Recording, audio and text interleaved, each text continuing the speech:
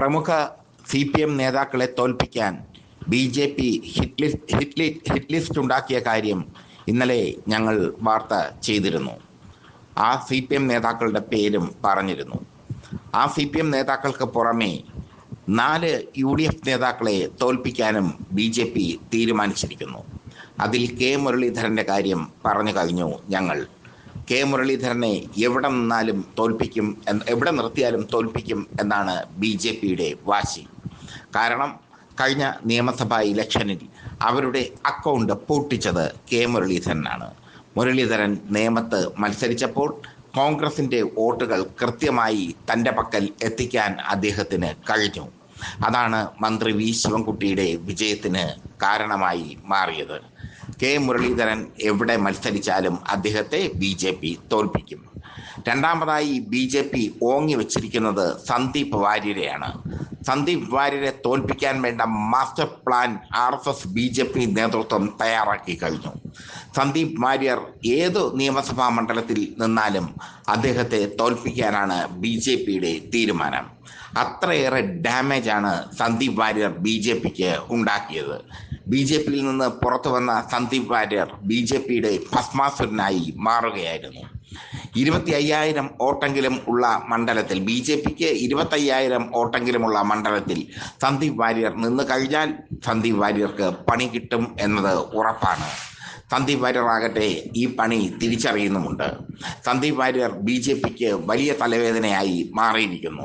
BJPയിൽ നിന്ന് പുറത്തു പോയ ശേഷം BJP നേതാക്കളെ നിശിതമായി വിമർശിക്കുന്നുണ്ട് സന്ദീപ് വാര്യർ. അദ്ദേഹത്തിൻ്റെ വിമർശനങ്ങൾ BJPക്ക് വലിയ മുറിവാണ് ഉണ്ടാക്കിയിരിക്കുന്നത്. അതുകൊണ്ട് തന്നെ സന്ദീപ് വാര്യരെ തോൽപ്പിക്കാൻ BJP തീരുമാനിച്ചിരിക്കുന്നു. അടുത്തത് BT ബൽറാമാണ്. BT ബൽറാം BJPയുടെ പ്രത്യേകിച്ചും RSSൻ്റെ ശത്രുവാണ്. KP ശശികല എന്ന ശശികല ടീച്ചറെ വളരെ നിശിതമായി വിമർശിക്കുന്നുണ്ട് BT ബൽറാം. അദ്ദേഹം സോഷ്യൽ മീഡിയയിലും സജീവമാണ്. ശശികല ടീച്ചറെയൊക്കെ നിശിതമായി വിമർശിക്കുന്ന BT ബൽറാം BJP RSS നേതൃത്വത്തിൻ്റെ കണ്ണിലെ കരടാണ്.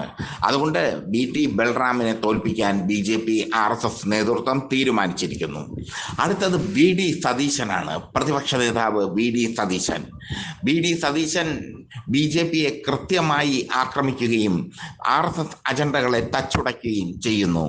അതുകൊണ്ട് തന്നെ VD സതീശനെ പറവൂരിൽ അടുത്ത തെരഞ്ഞെടുപ്പിൽ തോൽപ്പിക്കാൻ BJP തീരുമാനിച്ചിരിക്കുന്നു.